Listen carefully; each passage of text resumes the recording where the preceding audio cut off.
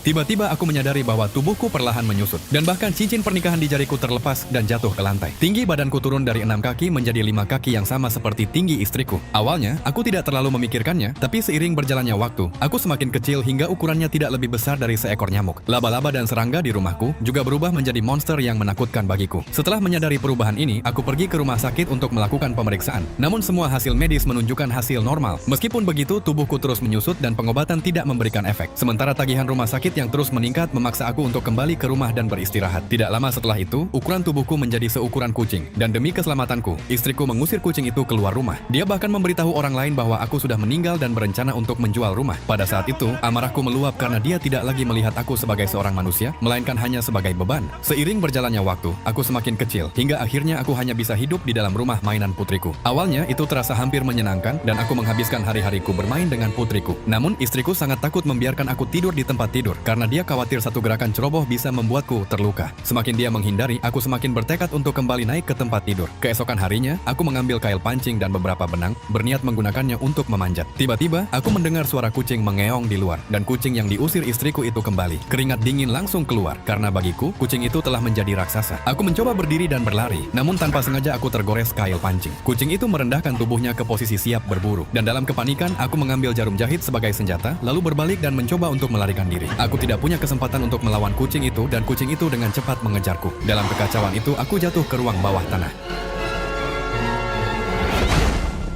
Dari atas, aku mendengar istriku memanggil namaku. Aku berteriak sekuat tenaga untuk menarik perhatiannya. Namun karena tubuh aku semakin kecil dan suara aku pun ikut mengecil, sehingga dia tidak mendengar aku sama sekali. Ketika dia melihat kucing itu lagi, dia tiba-tiba berpikir aku telah dibunuh oleh kucing tersebut. Malam itu aku membungkus diriku dengan sepotong kain dan hampir tidak selamat di ruang bawah tanah itu. Lalu pada keesokan harinya, suara putriku membangunkanku. Aku merasa ada secercah harapan. Aku segera mengambil sepotong kapur yang patah dan menulis namaku di pintu ruang bawah tanah. Setelah itu, aku mulai mencari makanan dan akhirnya menemukan perangkap tikus yang dipasang istriku di sudut, yang masih berisi sepotong keju. Aku menjatuhkan jarum itu dan langsung melahap makanan itu tanpa ragu. Pada saat itu, bayangan besar muncul di belakangku, dan laba-laba merayap di mana-mana di ruang bawah tanah. Aku mencari tempat yang lebih aman dan menemukan sebuah kotak kardus di sana. Aku membasahi kardus itu dengan air, membuat lubang kecil, lalu menutupnya, dan akhirnya aku bisa tidur dengan aman sepanjang malam. Beberapa hari kemudian, tidak ada lagi suara dari istri atau putriku di lantai atas. Aku tahu mereka telah menganggap aku sudah mati. Aku membuka botol alkohol dan menghabiskan hari-hariku minum sendirian di ruang bawah tanah untuk meredakan rasa sakit. Dan yang lebih parahnya lagi, tubuh aku terus menyusut tanpa henti. Aku tahu, sebentar lagi aku mungkin akan lebih kecil dari laba-laba. Aku mengambil jarum, lalu bersiap membersihkan ruang bawah tanah itu. Namun tepat pada saat itu, sesuatu yang sama sekali tidak terduga terjadi.